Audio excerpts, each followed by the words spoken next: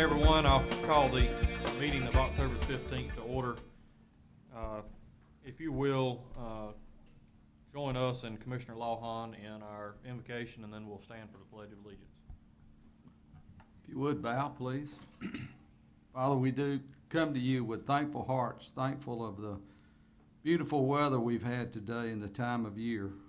Lord, we know that there's been storms that have come through and have damaged several states, and people have lost their lives. Lord, we pray that you would be with those that have lost loved ones, that have lost property, that put their life just in turmoil. We just pray that they would find peace and would be able to focus on doing what they should be doing.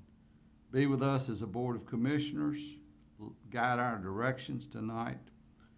Be with those who protect us. Protect them. These things I pray in Christ's name. Amen.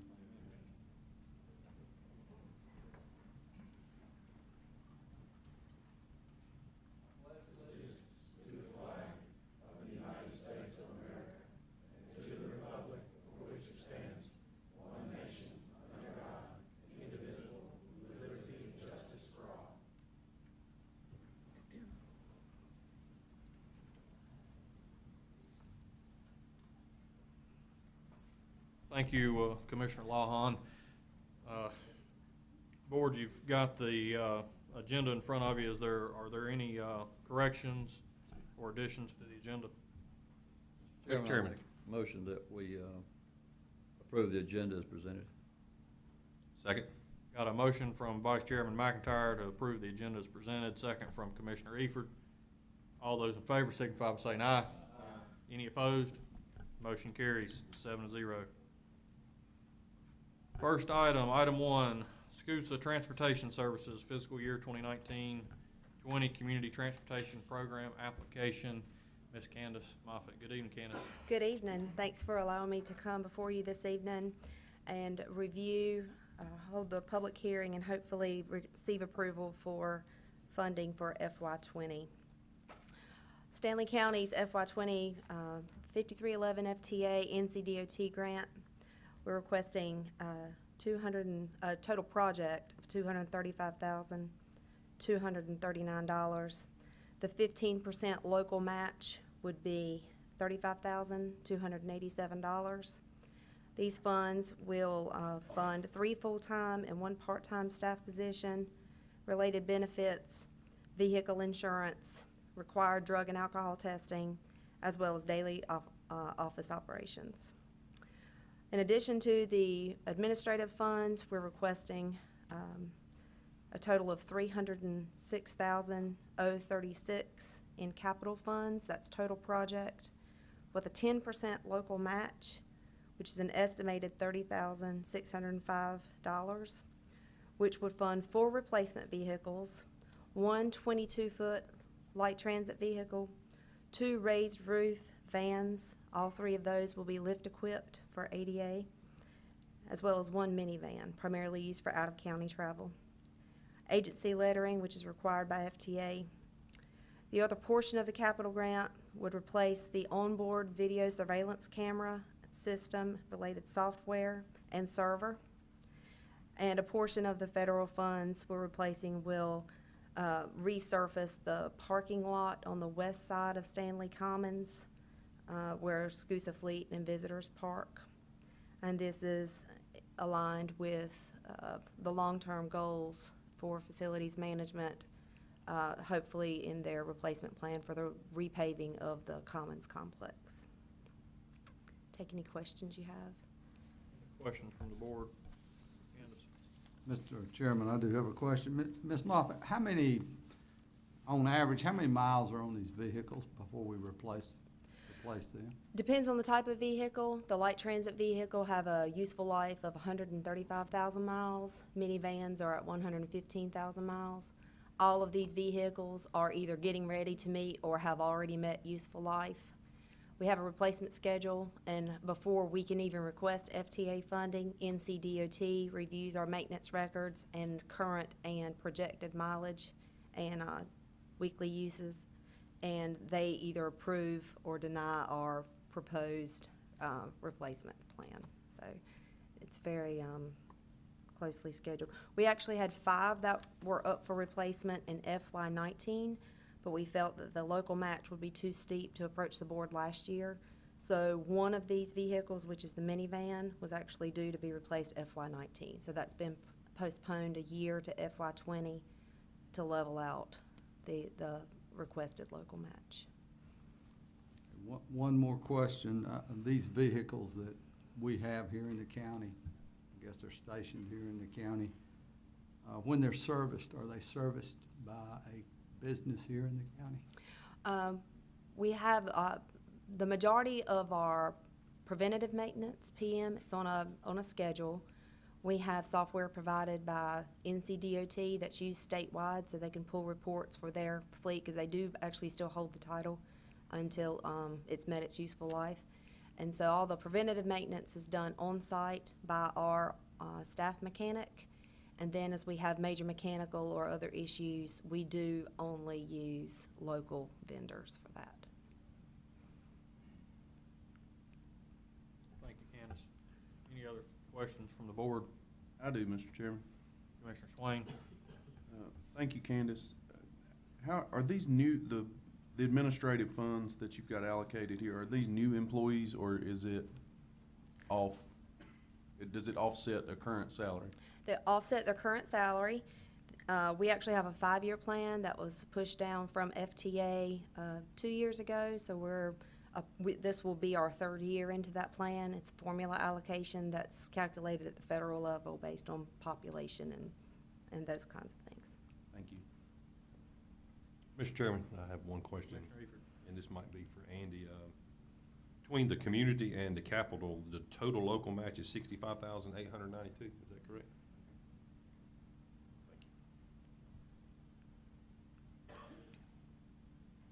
Any further questions from the board? All right, we've got to hold a public hearing, so I'll go ahead and open the public hearing. If anyone is here that wishes to speak for or against the transportation program application, please come forward. Anyone here wishing to speak on this subject, please come forward. Seeing none, I'll declare the public hearing closed. And I would ask the board, Mr. Chairman, I make a motion we approve the resolution to apply for and receive the fiscal year 1920 Community Transportation Program funds for the Transportation Department. got a motion from Commissioner Eford to approve. Do I have a second? Second from Commissioner Morgan, I believe. Any further discussion? All those in favor signify by saying aye. Any opposed? Motion carries 7-0. Thank you. Candace. Item 2, Senior Services Fiscal Year 2019-2020 Community Transportation Program Application. Presenter Becky Weemoff, Senior Service Director. Good evening, Right. Becky. Thank you, Mr. Chairman, Commissioners. I'm here tonight to seek your approval and to receive public comments for a DOT grant that our department is applying for. The grant we're seeking is a NCDOT Capital Purchase of Service Grant, and it's for a total of $60,000. Of the total, $54,000 is federal and state, and the matching the match for that is $6,000, and that will actually come out of our Home and Community Care Block Grant money. We will use this money to expand services for seniors that our current level of Home and Community Care Block Grant funding doesn't allow us to do.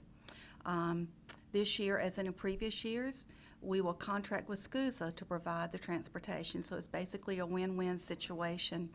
And we anticipate this coming fiscal year, as well as in the previous years, that we will expend all of the money by the end of the year. I'll be glad to answer any questions. Thank you. Becky, any questions from members of the board? Any questions? Seeing none, we'll have to hold a public hearing, so I'll declare the public hearing open. Is there anyone here wishing to speak for or against the Senior Services Community Transportation Program application? Anyone here wishing to speak for or against? Seeing none, I'll declare the public hearing closed. What's the pleasure of the board? Chairman, I make a motion to approve this acceptance of this grant for the social services for the senior transportation. Got a motion from Vice Chairman McIntyre. Do we have a second? Second from Commissioner Louder. Any further discussion? All those in favor signify by saying aye. Aye. Any opposed? Motion carries 7-0. Thank you. Becky. Thank you.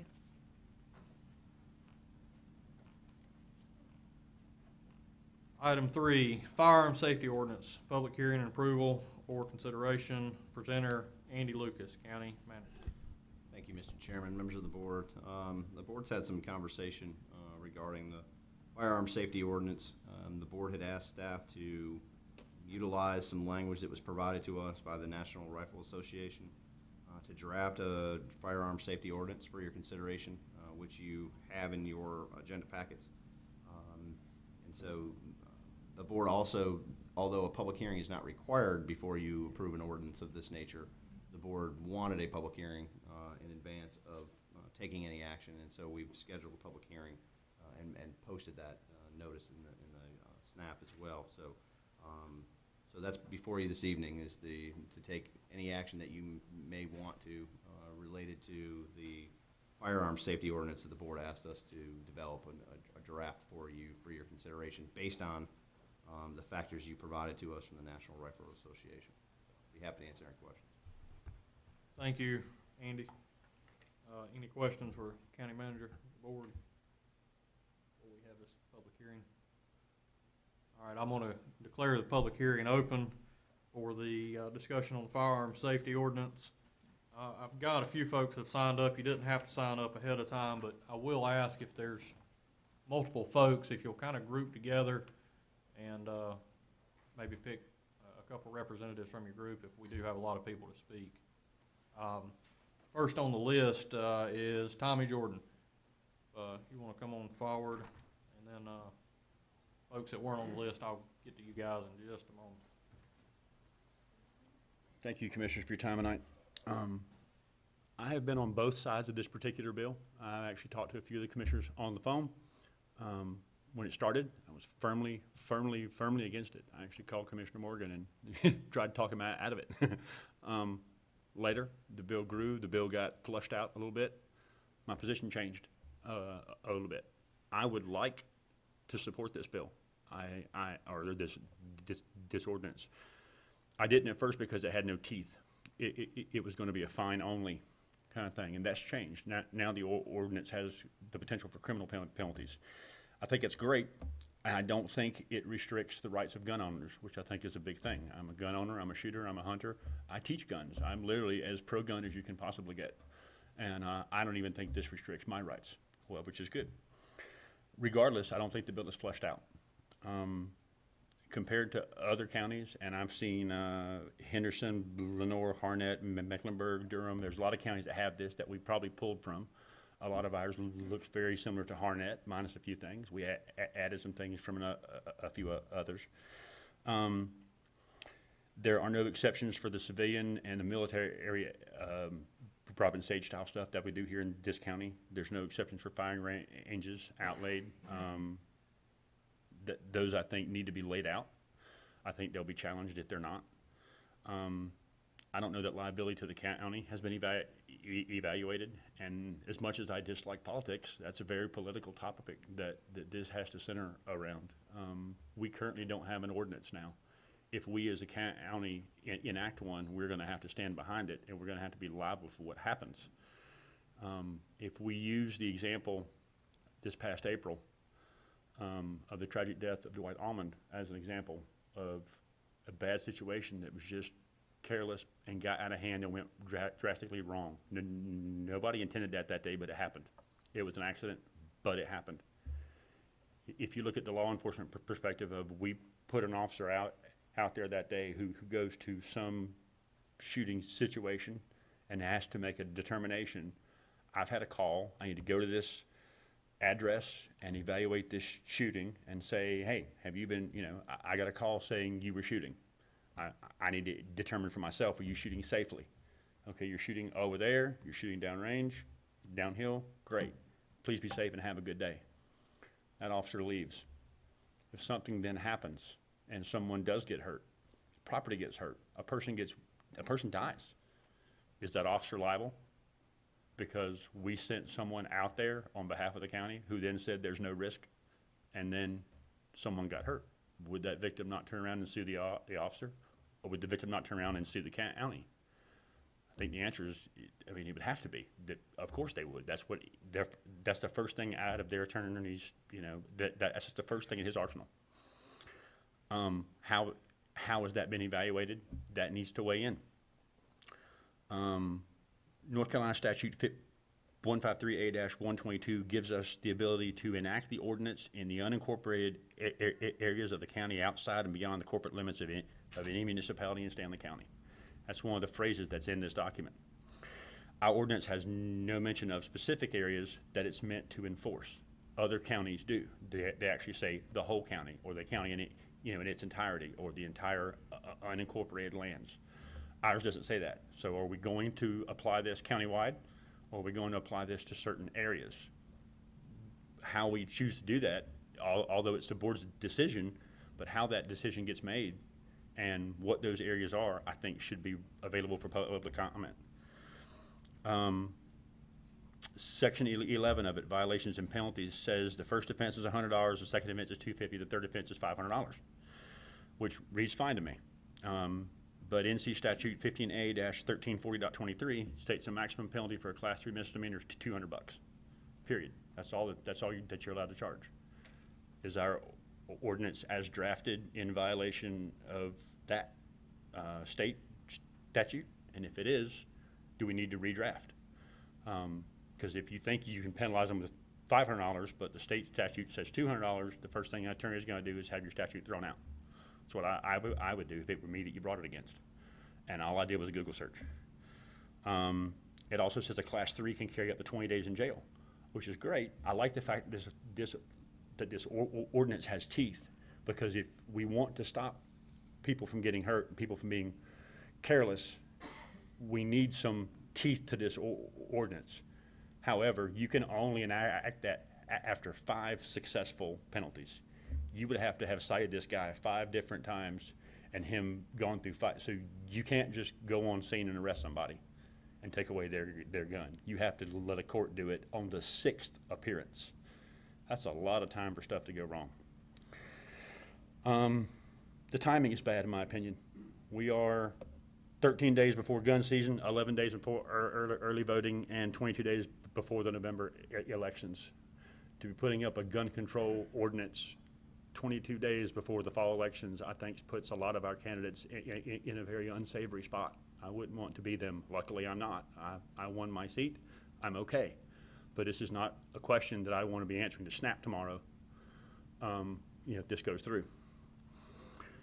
There's been, to my knowledge, no input from the Stanley County Sheriff's Office. I think law enforcement needs to be consulted on this. Law enforcement is going to be the one that has to go out and be the boots on the ground. Bringing in the current department would not make any sense. They go out in 20-some days. The new sheriff probably is going to be Jeff. He hasn't been consulted, nor could you even consult him yet if you wanted to, because he's not the sheriff yet. So it wouldn't make any sense to. So you can't have that conversation with the new sheriff yet. And even if you waited until the day he took office, he's got more important things to handle on day one. So I think it needs to be tabled, honestly. I'm not against the ordinance. I started out very much against it. I'm not against it now. I want to support it. I can't quite yet. I think it needs to be flushed out. I think there needs to be some questions answered. There are a lot of other counties that have this ordinance. Harnett, Lenoir, Mecklenburg, Durham, Henderson. Have we contacted those counties and asked, has this ordinance been enforced since you've had it on the books? What was your luck with it? How did it go? Did the county get sued? Did they win? How many times have you put this to work? Did you waste your effort and it not being used at all? I don't think those questions have been asked yet. This board, this county needs time to get those answers. I'm not saying that's a bad idea, just saying I don't think we have a lot of the answers yet. Has it ever been proven effective to reduce accidents or fatalities? That should be the number one thing. And if we have a gun law, it needs to stop guns. It needs to do something. I'm gonna close with this. The desire to protect the people of Stanley County from reckless disregard of the safety of others is not a joke. It's a very serious thing. I applaud Commissioner Louder for what he's trying to do. I don't necessarily think it's the right time, but I think the heart of this bill is coming from the right place. I said Louder, I meant Morgan. I'm sorry, Commissioner Morgan. I think Commissioner Morgan is doing this for the right reasons. I just don't think all the answers are here. I don't think the board would pass it tonight if you did vote on it. I hope you'll vote to table it and bring it back when the people that are going to be involved in both adjudicating and executing this ordinance are in office and able for you to talk to them. Thank you for your time tonight, gentlemen and ladies. You have a great day. Thank you, Mr. Jordan. Next on the list, I have Jill Dry.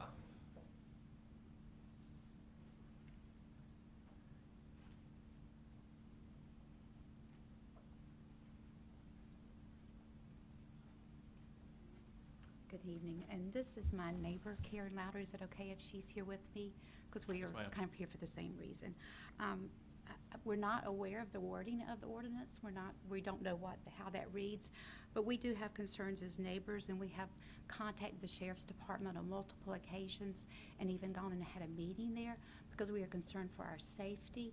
We have let me back up, one neighbor who actively shoots for recreation.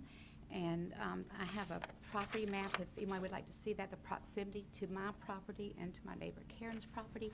These guns appear to be powerful guns based on the noise. Maybe that's not a correct assumption on my part, that if it's a loud gun, it's a very powerful gun.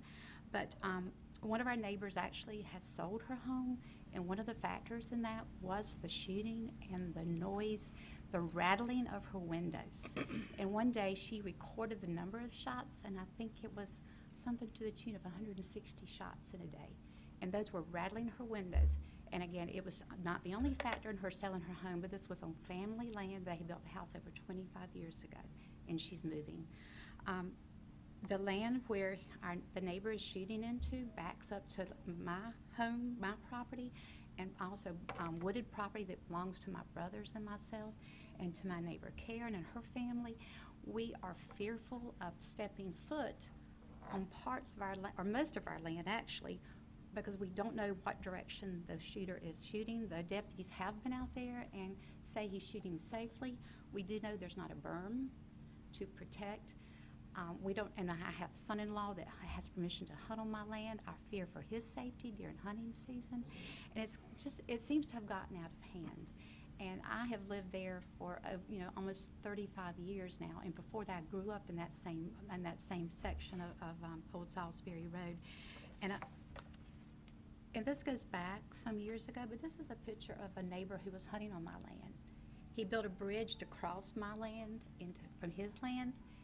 And when I confronted him about it, this is the response I got: a dagger, or some kind of big machete, excuse me. Thank you. A machete there.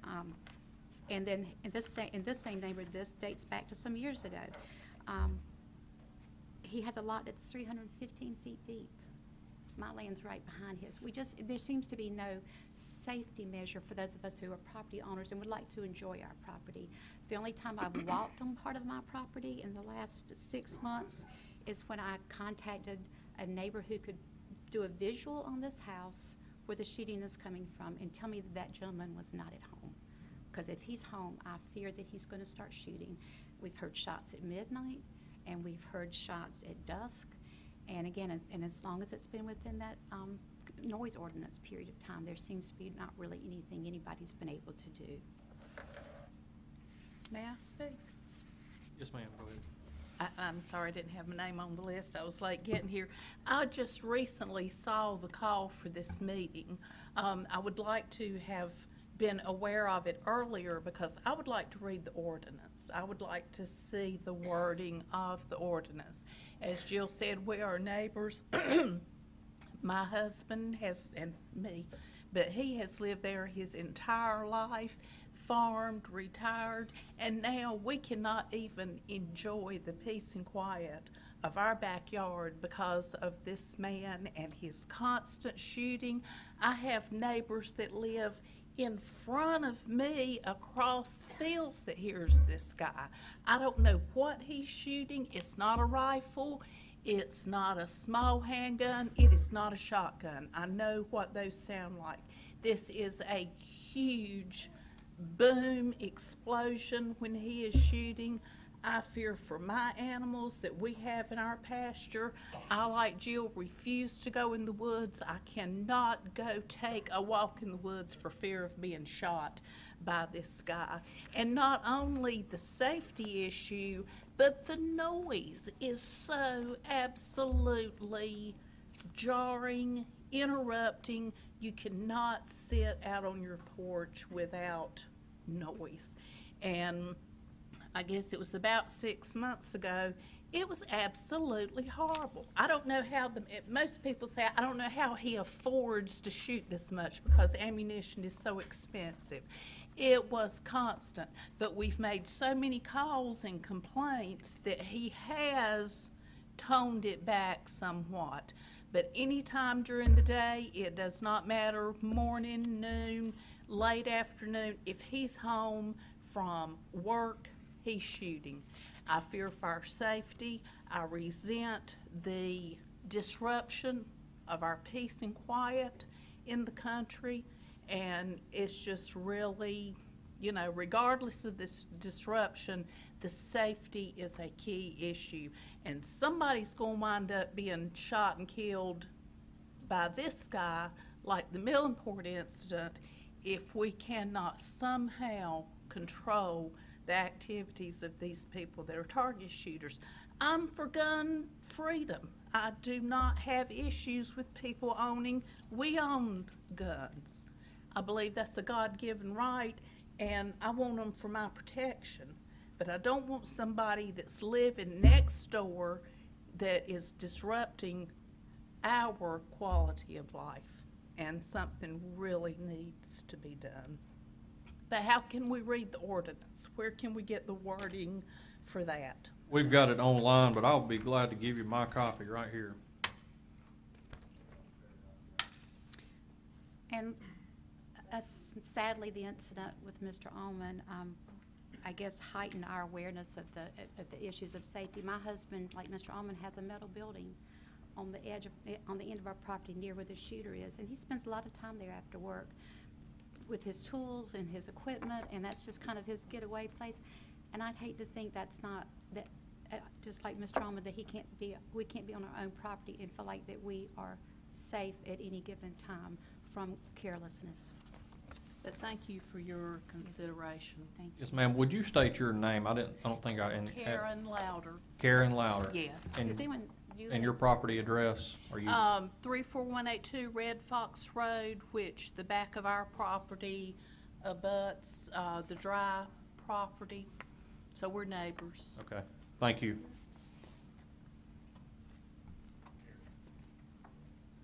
Is there anyone else that would wish to come forward? That's all I had on my list.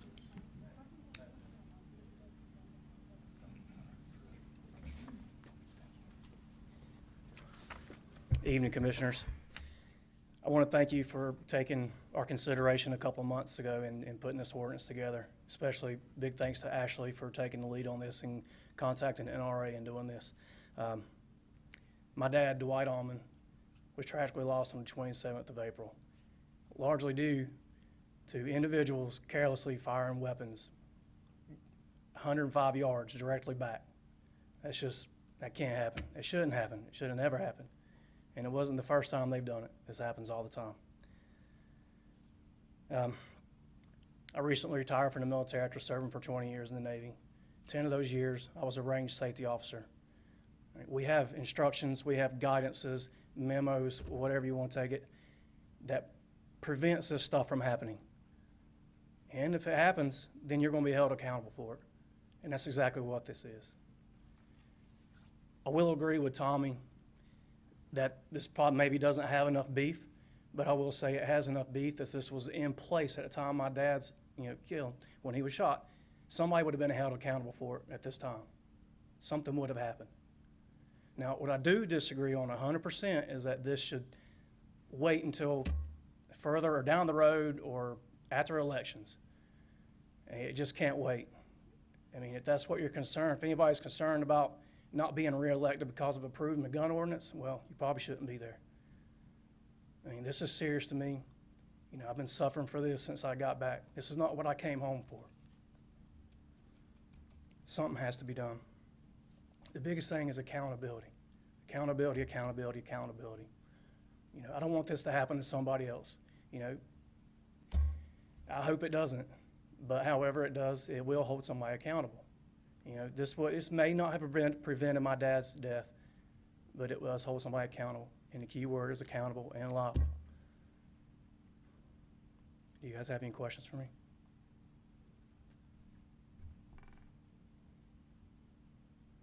Any questions? I don't think so. Okay, thank you for hearing me. Thank you. Is there anyone else wishing to speak? Anyone else wishing to speak for or against this ordinance? I'll declare the public hearing closed. What's the pleasure of the board? Mr. Chairman, Commissioner Morgan? I'd just like to say a few words. Obviously, I spearheaded this.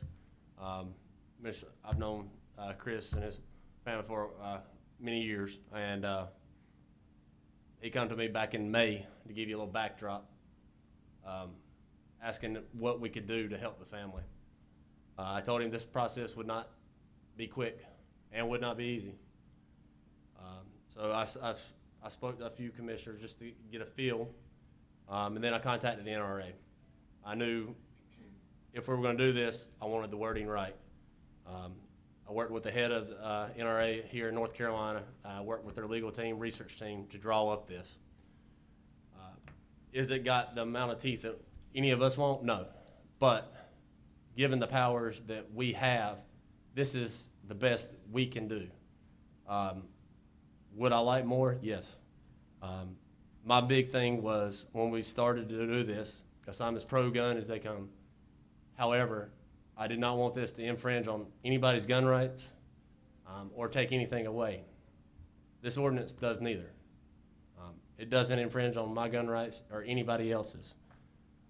Why you would be against this, I can't honestly say. All this does is hold irresponsibility accountable. And it makes sense. You can't legislate irresponsibility, but you can hold them accountable. This is what this ordinance is attempting to do, giving the powers and jurisdiction that we have. All we're saying is keep your bullets on your own property. If you don't, you will be held accountable. Now, this ordinance also says that if there's other laws and penalties that are stiffer than what this has, then those laws will supersede this. This is basically to fill in a gap, because in Mr. Rahman's situation, it was an in-between where nothing, with what we have now, they can't be held accountable. Well, with this, at least there's some accountability. It may not be as stiff as what we want, but it's something, and at least it holds them accountable. Gives the family at least something. At first, I was back and forth, but this is something I can say I fully support, because it leaves the exceptions for your self-defense, for law enforcement, hunters are still excluded from this. So basically, any responsible hunter or target shooter should be abiding by this to any means. So this is going after the ones who are irresponsible, where there's nothing right now that we can do. At least now, maybe we can stop the shooter out there where it's target practicing. And I think what's your mom's, how far is the house? Like 130 yards? The garage was 105 yards.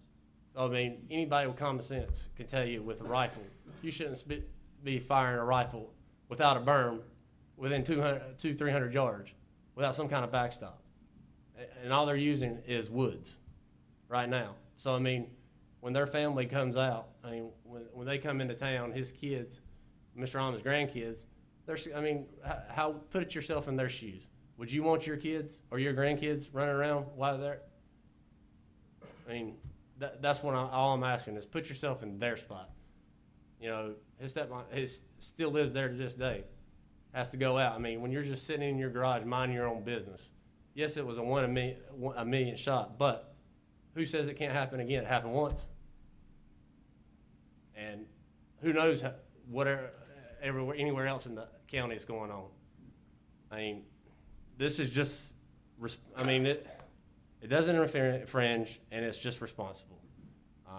We're not taking your guns away. We're not infringing on your rights. You can target practice, you can hunt. Just keep your bullets on your property. And like I said, I've hunted my whole life. I target practice. I still do to this day. I'm waiting for deer season to come in right now, for gun season. But there has to be some type to protect people. Will this ordinance stop? I don't know. But if it happens, at least there's some form of accountability. And I just feel that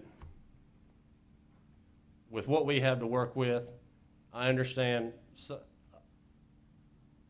We have done the homework with this. I mean, I have been researching this. I've looked at ordinances in other counties, states, in fact. I mean, we've done our homework. I don't believe to keep kicking the can down the road. Yes, there's elections right around the corner. Every one of our seats has been sealed on this. That has no repercussions on this board right now. Now, if you vote me out in 2 years, okay, I didn't run to make my decisions based off a re-election campaign. I ran to make a difference. And it may be small, but I think it can make a difference. And like I said, I hope it can prevent this. If we find somebody, and if we keep finding them, maybe they'll get the idea, hey, maybe I shouldn't do this, or maybe I should do something a little better, put a berm up. But that's just my thoughts, and I hope y'all will vote for this. That's it. Thank you. Thank you, Commissioner Morgan. Any other comments from the board? Mr. Chairman, Vice Chairman McIntyre? I need to ask a question, probably for the county manager, our attorney. It's my understanding if we vote to approve this tonight, it goes into effect tomorrow, right? Yeah, it would be effective from the point in time that you approve it. So, I mean, even if something happened this evening, I mean, it's effective upon passage. So anything that's happened in the past is obviously not, it has to be from this point forward. All right. Another question is, if we pass this tonight, how long before the next board, or even us with another month, could we revisit this ordinance if we find out some things that need to go in or come out?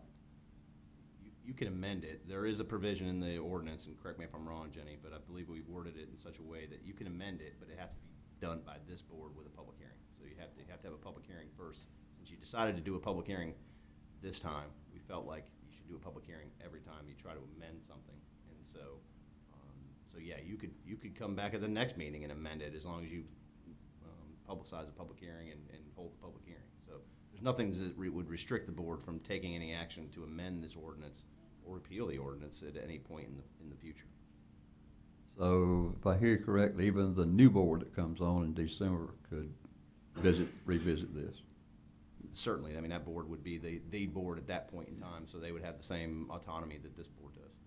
The reason I ask these questions is a statement from Mr. Allman that says, at least if you pass this, we'll have something in place.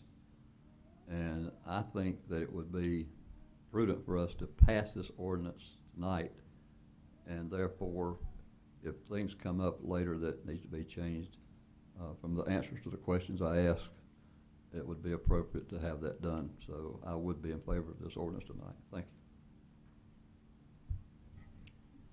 you. Mr. Chairman, I do have a question regarding the shooting that took place, I guess, last April.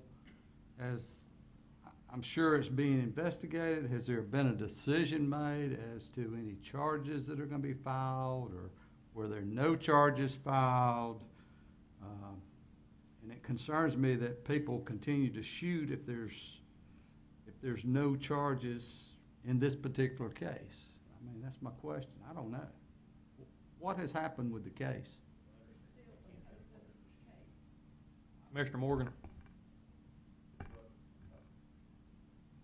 It's my understanding that there was 2 gentlemen that day shooting, and right now, they cannot pinpoint who actually pulled the trigger. So with this ordinance, we could hold both. I've kind of got a question to that, Commissioner Lawhorn. Jenny, this may be a question for you. Any type of an investigation like that, I don't know that we would be privy to any of that stuff. I mean, I think a lot of what we may hear could be hearsay. Right, I would think any, Not saying that it is, but right, any pending law enforcement investigation, I assume, would be kept confidential by the law enforcement agency and the district attorney's office. Mr. Chairman? let me see if, Commissioner Lawhorn, did you have anything else on that? Let me finish with I guess a question, and, you know, I don't live in that area, but are they still shooting? Yes. Now, the subjects that we're discussing that fired the shots that killed my stepfather, I don't believe they are. Now, there's another home, maybe 200 to 300 yards behind my dad's house, that they are still shooting. And I've had people reach out to me from, is it Austin Road? From Austin, that live on Austin Road, that say it sounds like a war zone out there. And that continues. And that night, my dad's death, they went to that household because they were also still firing at 10:30, 11 o'clock at night. And, so I think they stopped for maybe a week or 2 weeks, and then it was back to it. And it wasn't the first time my dad's garage was hit. There's a bullet hole in the very top. And then this past weekend, we found a hole in the vinyl siding on the back of my dad's house.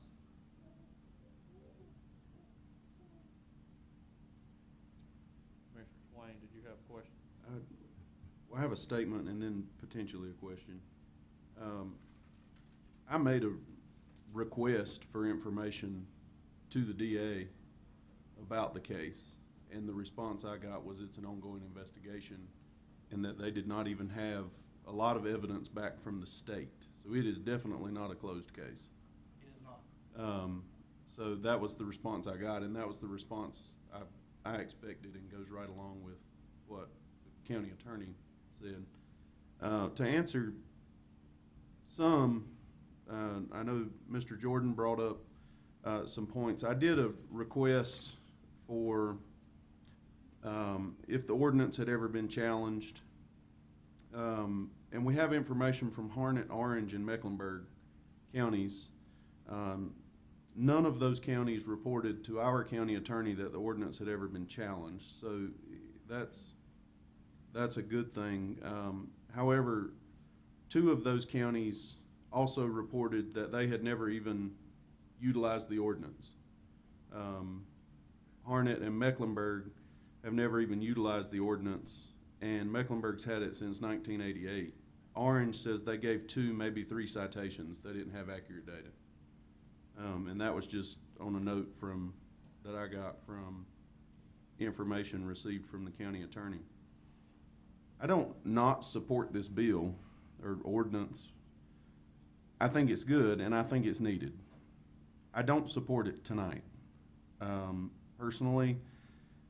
And my problem with it is, and I know, Commissioner Morgan, you talked to me about it at some length in the past, and again, when the young lady came a couple weeks ago, months ago at this point probably, and presented some information on ordinances and things like that. I think my big problem with it is the liability side of it, of who defines reasonable. If we're gonna do something, we need to say something's illegal. Not that they took a reasonable effort to, because a lawyer, no offense, Jenny, a lawyer's gonna take this to court and they're just gonna get it thrown out. And I don't want that. I don't want that for you. I don't want that for any other family. Again, no disrespect to law enforcement. I love law enforcement, but this puts a lot of responsibility on their back, more so than what they already have, to walk out and say, is what they're doing reasonable or not? And then if they're wrong, they're potentially liable. And that's what I don't like. I would like to work on it and take some of this ambiguity out of it and go, there are parts of this I could really support tonight, and parts of it I couldn't. But that's just kind of where I'm at. If we could define some of these things and look at them and even add to it, I would even say in a future setting that it should be illegal to shoot a gun while you've been drinking alcohol or taking drugs. Well, we can work on that. It's in Harnet's, I thought. I thought Harnet had that included. I may be mistaken, but they do. But, there's things I would like to add, but it's just not, in my opinion, it's just not ready to put out for the public, because you also stand the chance of, in a situation like this, if our county or our sheriff's department were to go ahead and drop this charge, could that person, and this is me being ignorant of the legal system, could that person plead guilty to this charge and then later come back and say, oh, I pled guilty to that, you can't try me for the same crime twice? When the sheriff's department and the DA are sitting there going, this could be a higher charge. So that's my questions. Thank you, Mr. Chairman. Thank you, Commissioner Swain. Mr. Chairman, Commissioner Morgan? just to answer one of Commissioner Swain's questions, Section 6 answers that, where it cannot conflict with other laws. If there's other laws that are stricter, the other laws will supersede this ordinance. This ordinance is just there where the other laws do not touch. Thank you, Commissioner Morgan. Commissioner Burleson, Commissioner Locke? Chairman, thank you. I do support a safety ordinance for the discharge of firearms. And I can say this, and I believe Vice Chair McIntyre will agree with me. The Board of Commissioners addressed an animal control ordinance. And that topic under the Board of Health started in 2012. And it was worked on diligently. And it was actually in 2013, and members of the Board of Commissioners had changed.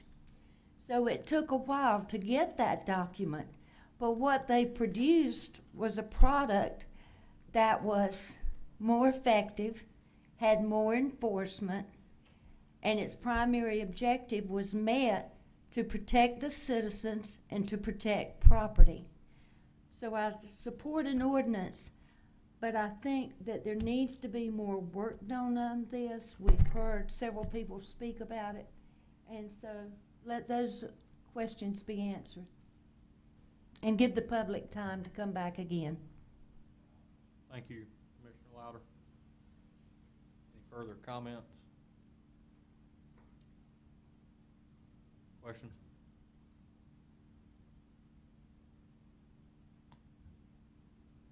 Hearing none, we'll go to item 4, consent agenda.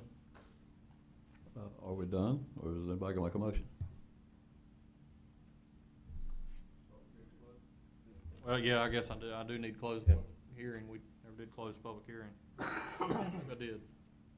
We did close the public hearing. Well, Mr. Chairman, I make a motion that we accept this and pass it as presented. Got a motion to adopt as presented. Do we have a second? Second. Got a second.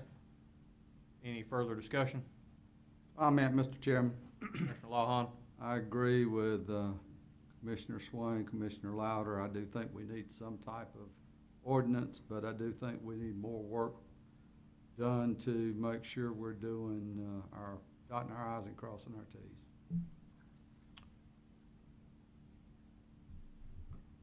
Any other discussion? I'll just say that the only other thing is, I understand the liability issue, but with any ordinance or any law you put in, there's always gonna be some sort of liability.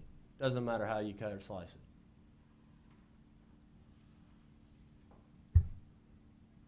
Any other discussion? Call for the question. All those in favor signify by saying aye. All those opposed signify by saying no. No. Also, just thought I'd bring this up. According to Rule 26 of procedures, ordinances must be approved by all members at the meeting where first introduced. May be approved by a majority of board members at the next meeting or within 100 days of being introduced. Sorry, motion fails by a vote of 2 to 5. Have that correct?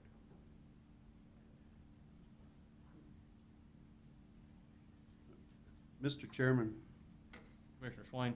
like I said, I support this moving forward. It would just work. Would it be germane to set a potential date and time to revisit this? My parliamentary skill doesn't take me that far. Yes, you've got. That's if it doesn't. It may be approved by a majority of board at the next meeting or within 100 days of being introduced. That's if it doesn't pass unanimously. Correct.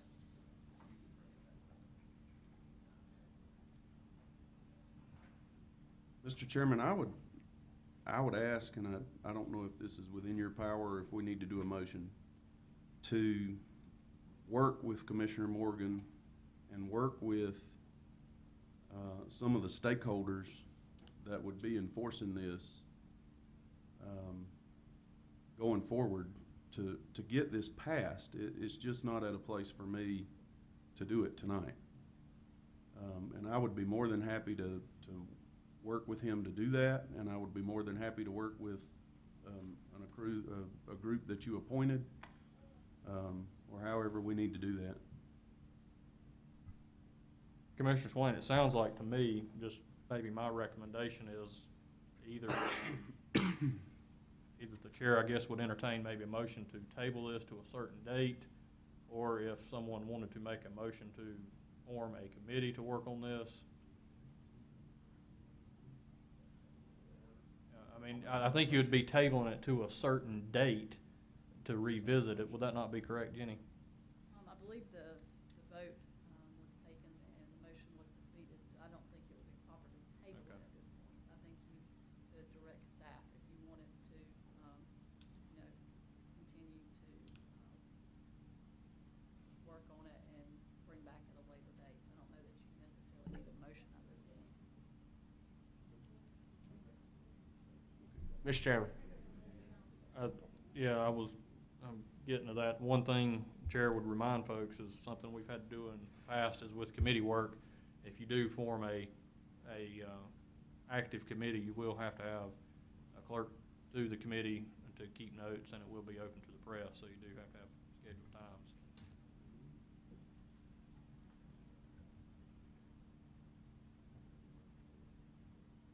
Mr. Chairman, Commissioner Swain? I make a motion to direct staff to work on this ordinance with the proper group or proper authorities that they think need to be involved and move forward with this ordinance at a later date. Commissioner Louder? Yes, when you said proper authorities, assuming you mean members of law enforcement? Yes. And a couple of members of the public, and perhaps, Mr. Alvin would be one that you would consider. So let's second that motion with my amendment. I'll add those as part of it to the motion. All right, I've got a motion to direct staff and to work with commissioners and stakeholders, including law enforcement and individuals present here tonight to get this to a better situation, I guess. Is that the motion I'm hearing? Yes. Did I get that correct? Okay. Any further discussion on that? All those in favor signify by saying aye. Aye. Any opposed? Motion carries 7-0. All right, item 4, consent agenda. What's the pleasure of the board?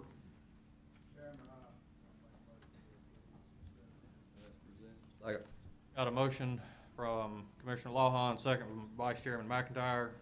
All those in favor, signify by saying aye. Any opposed? Motion carries 7-0. Public comment. Is there anyone here that wishes to speak during our public comment period? Anyone here wishing to speak? Seeing none, we'll go to board comments, announcements, and committee reports. Commissioner Morgan, I got no comment. Commissioner Lawhon. I do, Mr. Chairman. I know that probably most of us received an invitation from Carolina's healthcare system, Stanley, to attend a breakfast on Tuesday, October 30th from 7:30 to 9:30 a.m. And they're going to be talking about leading the way in healthcare innovation. And I got an email today from the hospital again, asking if I could attend. I would attend, but I have a doctor's appointment that same day in Concord.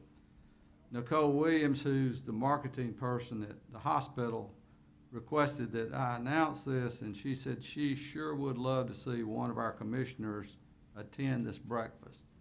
It's October 30th at the hospital, 7:30 to 9:30. Yeah, I was gonna say, I got the email. Did RSVP? I've RSVP'd as well. You gonna go? Yeah. Okay, if you would, let Nicole know. Yeah, we got it.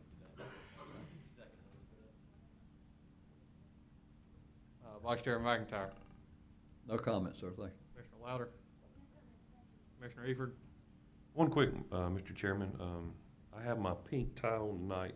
October is Breast Cancer Awareness Month, and there's not a person up here in this room that hadn't affected, cancer hadn't affected. My sister and my sister-in-law are both survivors, and it's came a long way in the years since this has started. So just pray for everyone that's going through that right now and their families. Thank you, sir. Thank you. Commissioner Swain. Thank you, Mr. Chairman. I would just like to thank the county employees that worked through the storm, 911. I know they put in a lot of hours down here the last two storms, the Sheriff's Department, law enforcement, and the different municipalities and fire departments across the county. I know put in quite a few hours. I know during the first storm, I actually made it down to the courthouse and talked to some of the 911 operators, and it was, you know, kind of a sight to see with the sheer volume of calls that they were dealing with. The other thing I would like to say is we saw some information where the health department got a grant. I think we got that on Friday. Sent it out Friday. So congratulations, you guys, and we appreciate that work that you put into securing that to save money in our county. So we appreciate that. Thank you, Mr. Chairman. Thank you, Commissioner Swain. No comment from myself, so I'll be looking for a motion to adjourn. A motion and a second. All in favor? Aye. Our next meeting will be November 5th, 6 p.m.